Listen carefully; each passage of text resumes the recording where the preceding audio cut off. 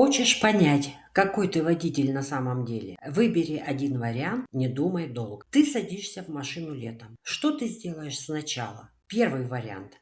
Сразу включаю кондиционер на максимум. Второй вариант. Открываю окна и жду. Третий вариант. Еду как есть, потерплю. Четвертый вариант.